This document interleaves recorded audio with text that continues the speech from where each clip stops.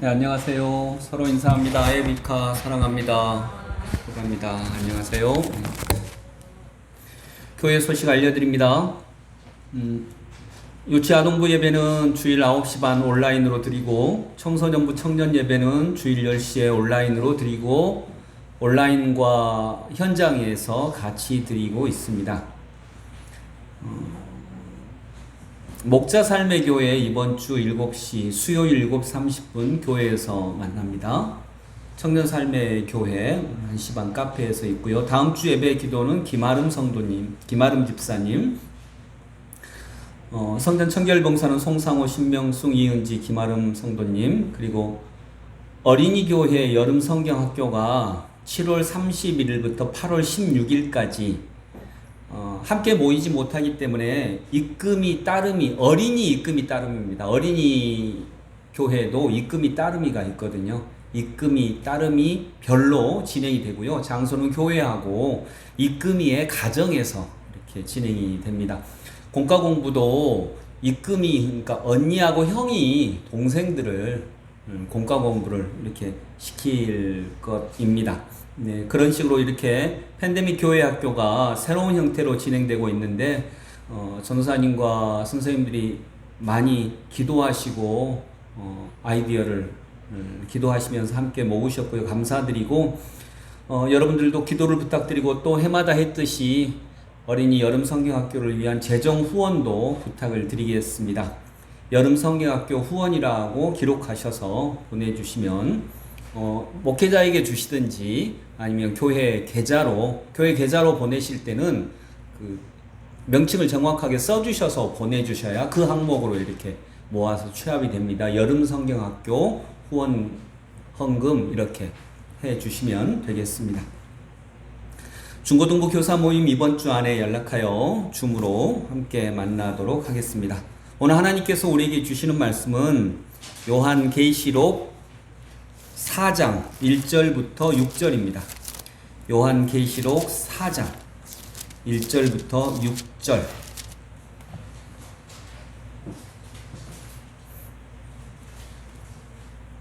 (403쪽에) 있습니다. 성경의 제일 마지막 책 요한계시록 4장 1절부터 6절. 저와 함께 나눠서 읽습니다.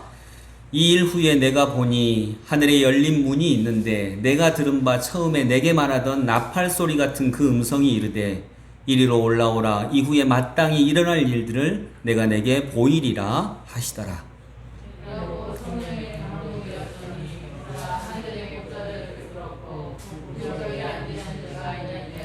앉으신 이의 모양이 벽옥과 홍보석 같고, 또 무지개가 있어 보좌에 둘렸는데 그 모양이 녹보석 같더라.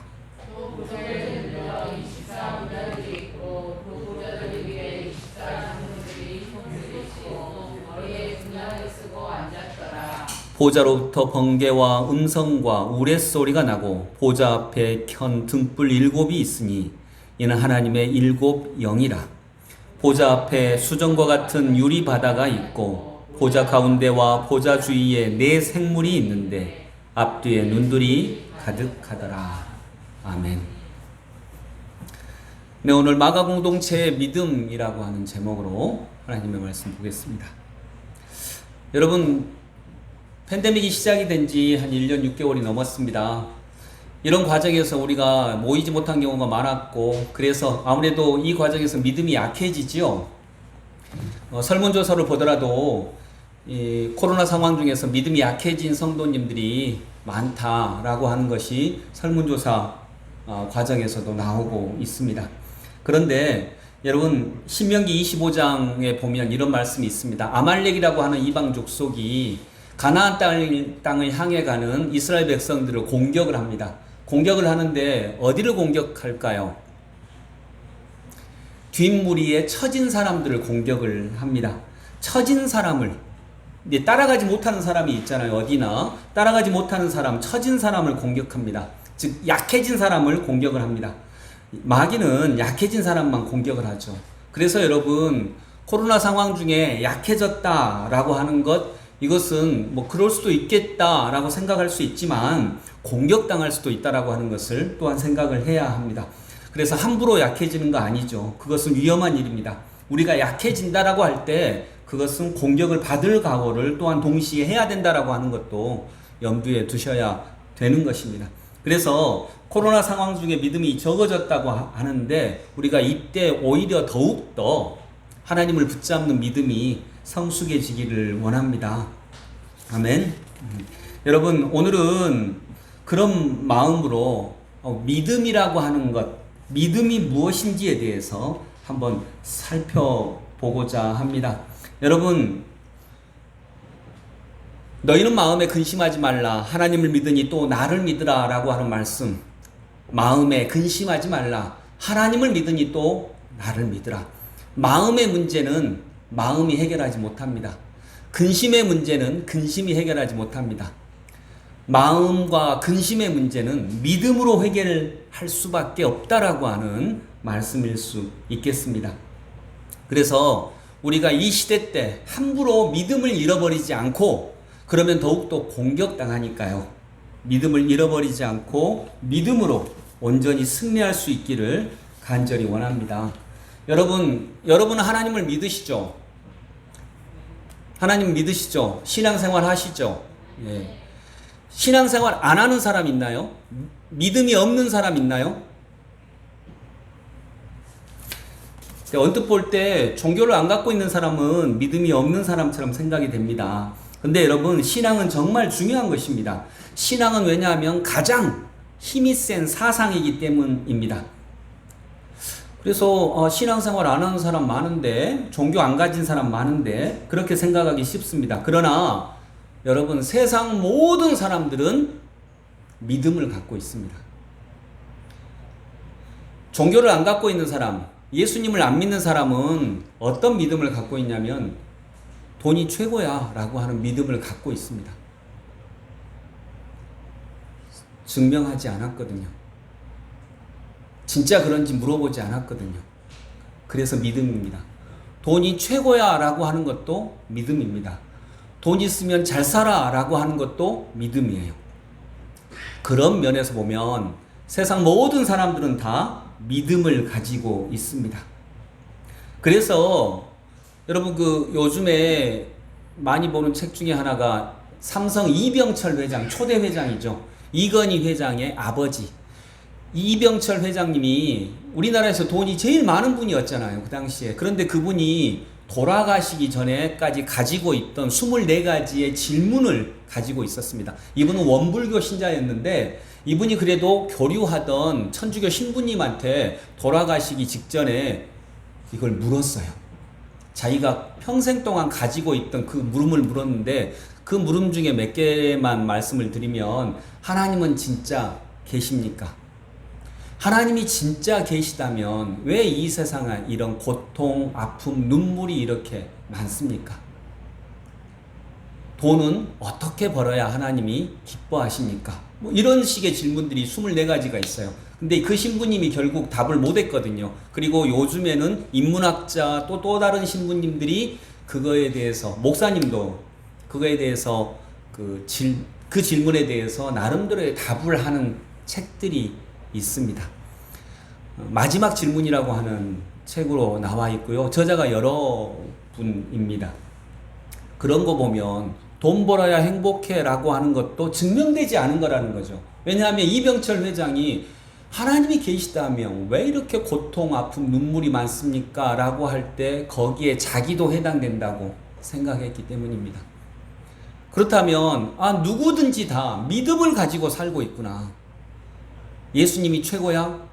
부처님께 진리가 있어? 돈이 최고야? 라고 하는 믿음. 이 믿음을 누구나 다 갖고 있어요. 그래서 모든 사람은 신앙인입니다. 그렇다면 우리는 믿음이 제일 중요한데, 그 믿음 때문에 오늘에 어떻게 살아야 되는지가 결정이 되는데, 그렇다면 우리는 이왕 믿음을 가질 거면 좋은 믿음을 가져야죠. 진짜 믿음을 가져야죠. 진리와 가까운 믿음을 가져야 되는 거죠. 그래서 믿음이 중요한 것입니다. 오늘 이 본문을 통해서 정말 진짜 믿음이 무엇인지 한번 살펴보겠습니다. 1절 같이 읽어봅니다. 1절 시작. 이 일 후에 내가 보니 하늘에 열린 문이 있는데 내가 들은 바 처음에 내게 말하던 나팔 소리 같은 그 음성이 이르되 이리로 올라오라. 이후에 마땅히 일어날 일들을 내가 내게 보이리라 하시더라. 아멘. 요한계시록은 요한이 반모섬에서 유배를 당하면서, 믿음 때문에 유배를 당하면서 환상 가운데 쓴 글이죠. 그리고 요한계시록 2장 3장 오늘 본문의 바로 앞에는 일곱 교회에 보내는 책망이나 훈계 또는 칭찬이 있습니다. 어떤 교회는 칭찬만 들었고 어떤 교회는 훈계만 들었고 대부분은 훈계와 칭찬을 다 같이 들었습니다. 그리고 나서 바로 이제 오늘의 본문이 나옵니다. 이 일 후에 내가 보니 하늘에 열린 문이 있는데, 이때는 박해 시대였거든요. 엄청나게 기독교인을 박해하던 시대였거든요. 마가 공동체, 우리가 지난 2주간 살펴봤던 마가 공동체가 박해 안에서 쓰여진 것처럼 여기도 마가 공동체가 당했던 그런 박해와 동일한 박해가 있었습니다. 근데 내가 보니 하늘에 열린 문이 있는데, 사방길이 막혔죠. 근데 하늘에는 문이 열려 있어요. 하늘에 열린 문이 있어요. 하늘에 열린 문이 있다라고 하는 것은 희망이 있고 소망이 있다는 거죠. 박해의 시대에도 소망과 희망이 있습니다. 내가 들은 바 처음에 내게 말하던 나팔 소리 같은 그 음성이 이르되, 여러분 먼저 소리가 들려요. 소리가 먼저고 그 다음에 보이는 게 있어요. 그래서 믿음은 들음에서 난다라고 얘기하죠. 소리가 먼저 있습니다. 그리고 그 말씀, 그 가르침을 믿고 따를 때 우리는 드디어 그 말씀이 살아있는 것을 보게 되는 거죠. 하나님을 보게 되는 거죠. 그리고 그러한 사람들에게 이리로 올라오라. 그 믿음의 위로, 그 공동체 위로 올라오라 하시고 이후에 마땅히 일어날 일들을 내가 내게 보이리라. 여러분, 마땅히 일어날 일들을 이제 보여주겠다는 거예요. 마땅히 일어난 일, 당연히 일어나야 하는 일, 이걸 보여주겠다라고 하는 것입니다. 자, 2절 같이 읽어봅니다. 2절 시작. 내가 곧 성령에 감동되었더니 보라 하늘에 보좌를 베풀었고 그 보좌 위에 앉으신 이가 있는데. 아멘. 성령에 감동되었다. 진짜 성령에 감동된 사람에게 보여주시는 것이 있어요. 저는 이 구절이 초대교회 성도들에게, 박해받고 있는 성도들에게 얼마나 희망이 되었을까. 이걸 믿는다면, 진짜 믿는다면 그들이 얼마나 희망과 위로와 용기를 얻었을까 하는 것을 생각할 수 있어요. 왜 이게 희망일까요? 2절 말씀이 하늘에 보좌를 베풀었고 그 보좌 위에 앉으신 이가 있는데, 여러분 현실 속에서 초대교회 교인들이 박해를 받고 있는 이 현실 속에서 현실 속의 보좌에는 누가 앉아 있어요? 로마 황제가 앉아 있습니다. 로마 황제가 보좌 위에 앉아서 손가락 하나로 사람을 죽일 수도 있고 손가락 하나로 한 민족을 멸할 수도 있는 엄청난 권력을 행사하고 있습니다. 로마 황제가 보좌에 앉아 있어요. 이게 현실이에요. 이게 보이는 거죠. 그런데 그들은 봐요. 진짜 보좌 위에는 하나님이 앉아 계신 것을, 진짜 보좌 위에는 예수께서 앉아 있는 것을 본다는 거죠. 누가 진짜 역사의 주인이신지를 믿는다는 것입니다. 그래서 이 구절이 초대교회 교인들에게 얼마나 힘이 됐을까. 보라는 거죠. 진짜 봐라. 보라, 하늘의 보좌를 베풀었고 그 보좌에 앉으신 이가 있는데. 여러분, 여호와는 나의 목자시니 내가 부족함이 없으리로다. 여호와는 나의 목자시니. 그게 감동이 돼요.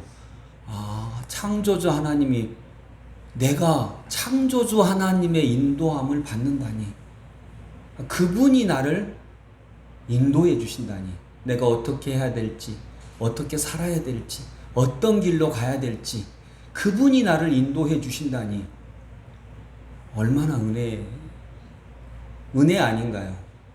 물론 우리가 따라가지 못할 때 있죠.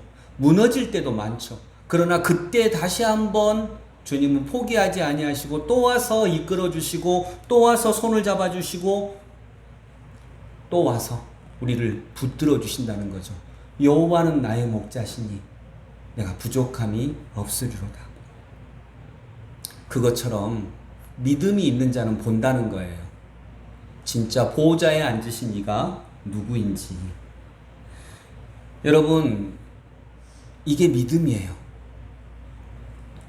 현실적으로는 로마 황제가 권력을 좌지우지하면서 손가락 하나라도 사람을 죽여버릴 수 있을 만큼 엄청난 힘을 행사하고 있는 것 같은데, 진짜 왕자는, 진짜 보좌 위에는 예수께서 앉아 계신다는 것을 믿는 거죠. 그리고 믿는 자는 그걸 보는 거죠. 여러분, 이걸 믿으세요? 보좌 위에 하나님이 앉아 계신다는 걸 믿으십니까?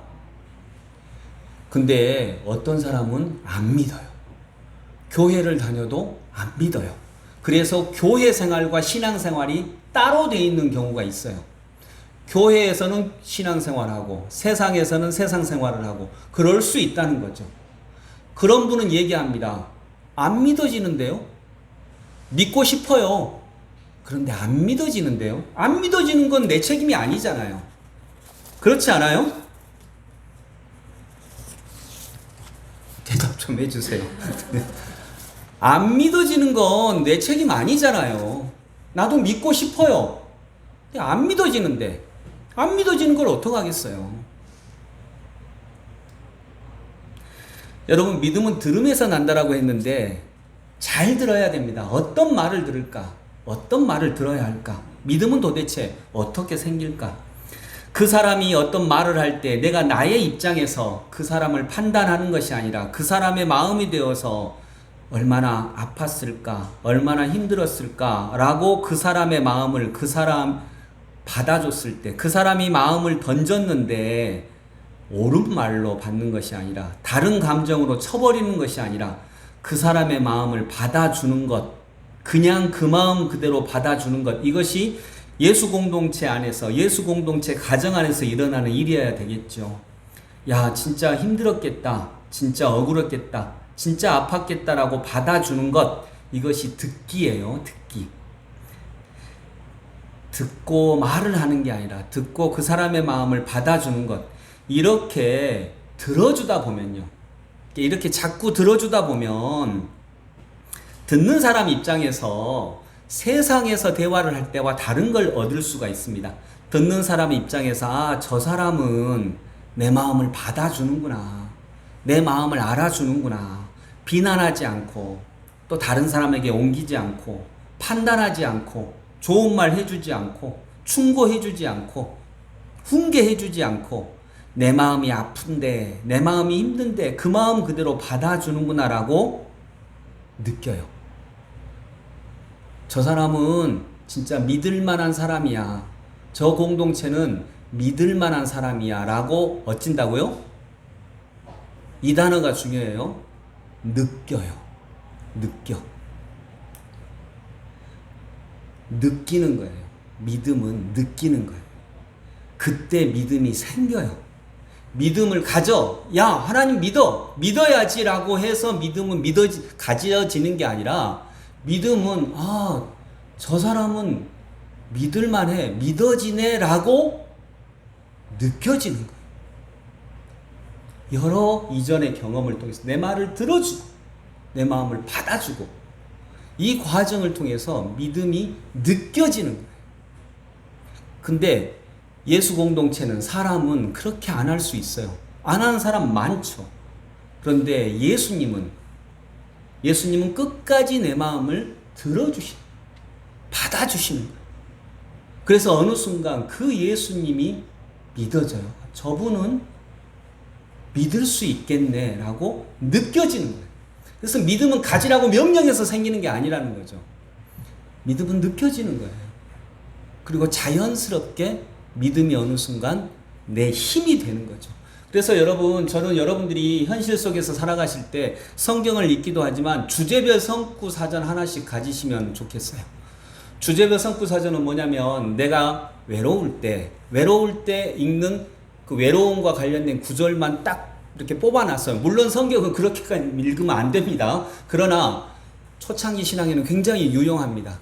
내가 힘들 때, 내가 외로울 때, 내가 억울할 때, 이럴 때 구체적으로 어떤 구절, 한 구절씩 유명한 구절들을 이렇게 그런 외로움과 관련된 구절 쭉 있고, 자녀 때문에 괴로워할 때 자녀들과 관련된 구절이 쭉 있어요. 근데 그랬을 때 주님이 계속 그렇게 말씀하시는 거죠. 그때 내 생각을 뛰어넘는 말씀도 만나고요. 내 마음을 위로하는 말씀도 만나고, 주님이 나를 붙들어 주시는 것을 경험하는 거죠.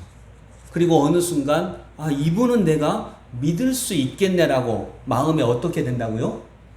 느껴지는 거예요. 가지라고 명령해서 가지는 게 아니라 믿음이 안 가져지는 걸 어떡하겠어요? 믿고 싶은데. 그런데 이 과정을 통해서 믿음이 생긴다는 거죠. 여러분, 요셉 이야기 많이 했으니까 아시죠? 우리 요셉, 창세기의 요셉을 보면 요셉은 형들이 요셉을 팔아요. 아버지가 요셉만 좋아한다고 해서 요셉을 제일 처음에는 죽이려고 하죠. 그래가지고 저기 꿈꾸는 자가 온다, 아버지 심부름으로 오는 막내 동생은 아니고 동생 11번째 동생 요셉을 잡아가지고 구덩이를 파가지고 구덩이에 넣어요. 그리고 요셉을 구덩이에 넣고 형들이 뭐 하고 있었는지 아세요? 성경에 보면 제일 먼저 토론을 합니다. 얘를 죽일까 노예로 팔까? 그 소리를 요셉이 다 듣고 있어요. 요셉은 얼마나 울부짖었을까요? 형들 나 좀 살려주세요. 그리고 그냥 막 잘못했다고 했을 거예요. 미안해요. 잘못했어요. 형들 나 좀 살려주세요. 얼마나 울부짖었을까요? 그 울부짖음을 들으면서 형들은 얘를 죽여야 되냐 노예로 팔아야 되냐 토론을 합니다.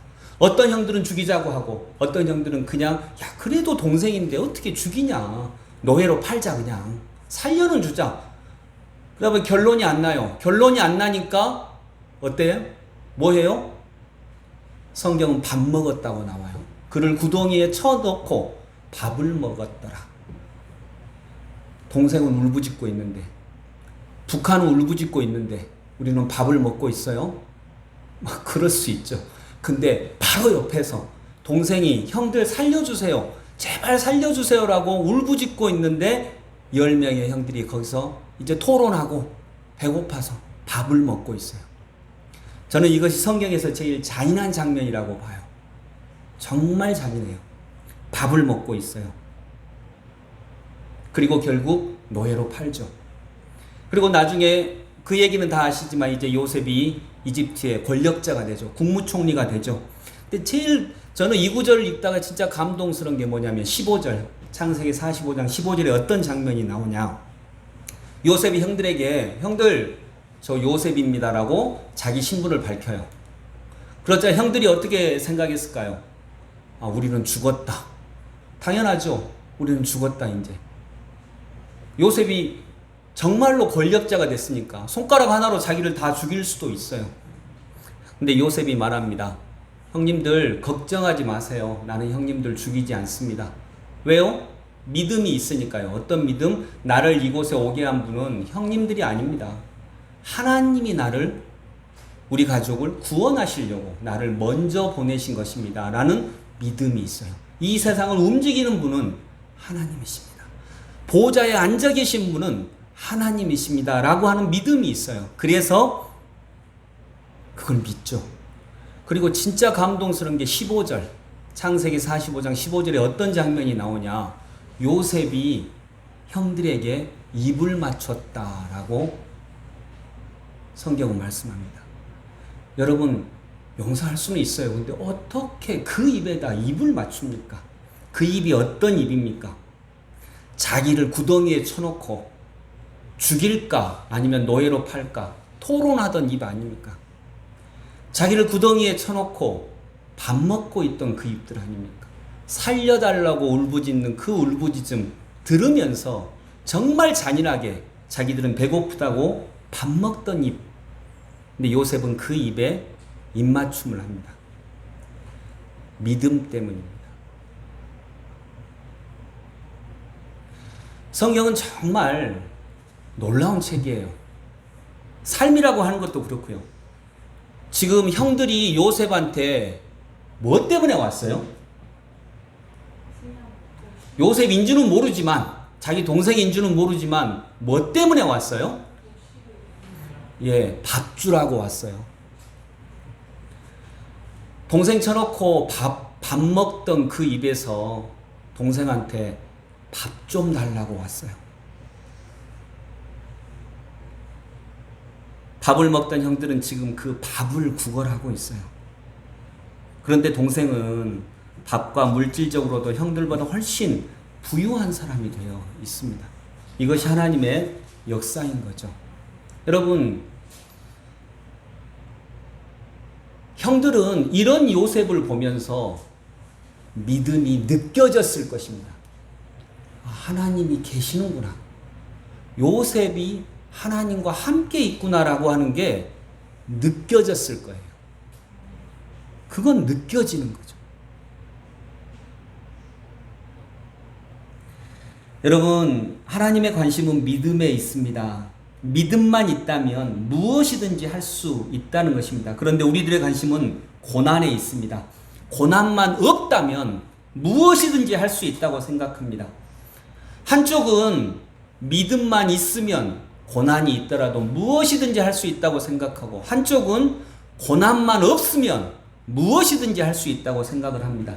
이런 관점의 차이가 인간이 고난 때문에 하나님께 나아가지 못하게 만들기도 하고, 또 어떤 사람은 고난을 통해 하나님께 믿음으로 나아가게 하기도 하는 것입니다.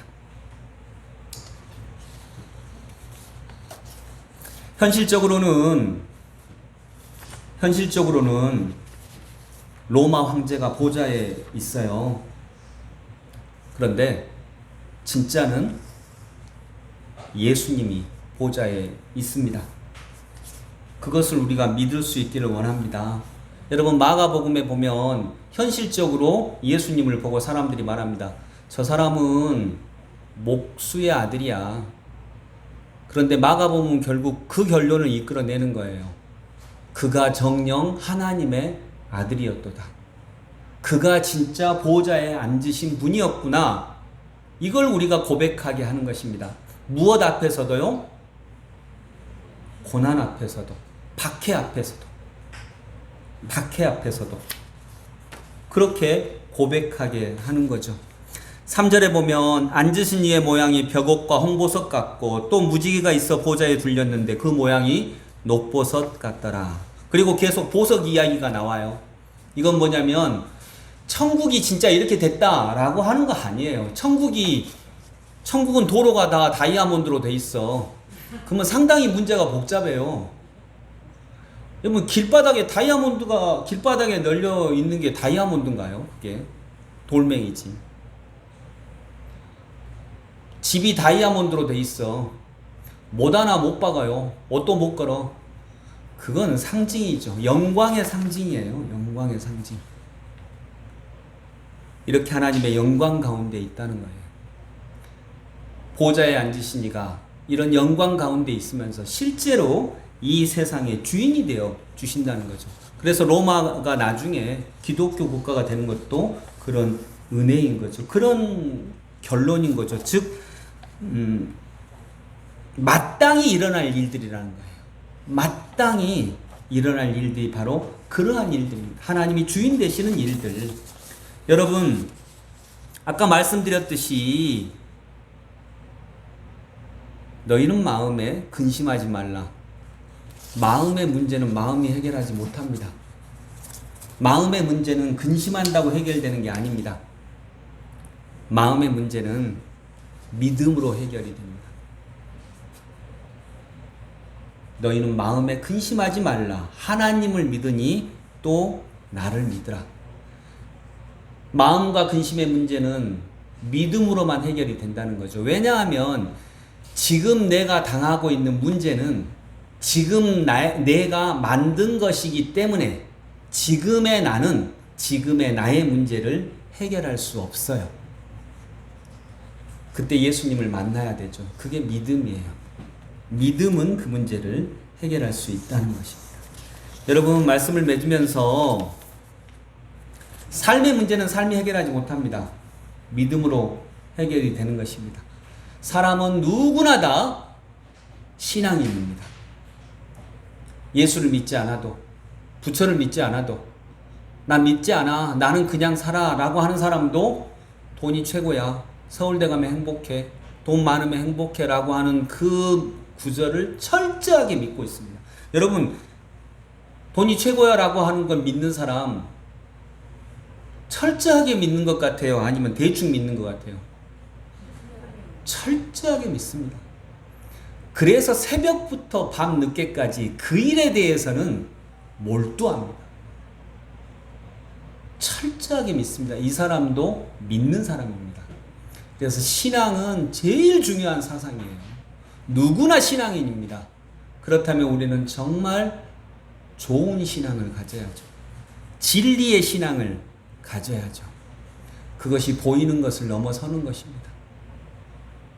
여러분, 보이는 것으로 판단하지 않기를 원합니다. 보이는 것으로 보면 지구가 돌아요? 태양이 돌아요? 태양이 돌죠.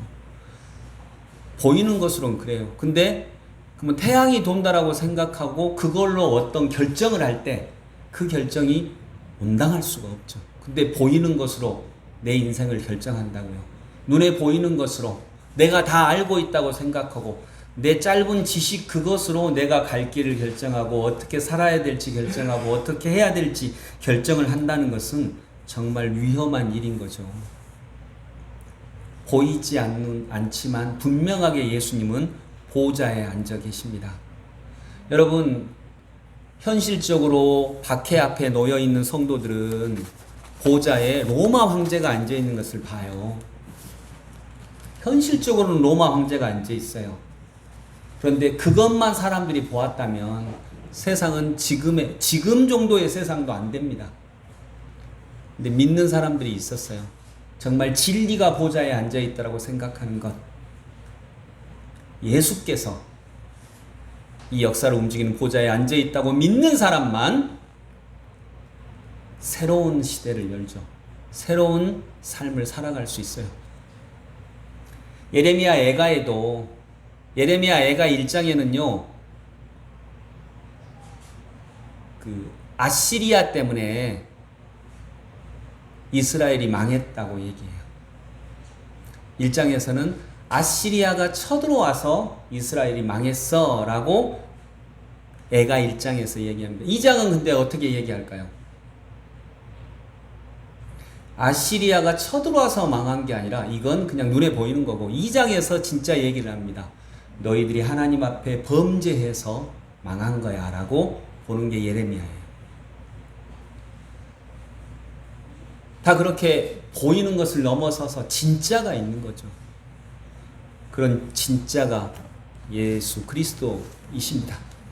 그래서 그 진짜이신 분과 함께 동행하면서 우리들의 삶이 마음과 근심에 허덕이지 않고 믿음 때문에 삶의 문제, 마음의 문제, 근심의 문제 온전히 다 승리하는 하나님의 백성들 다 되시기를 소망합니다.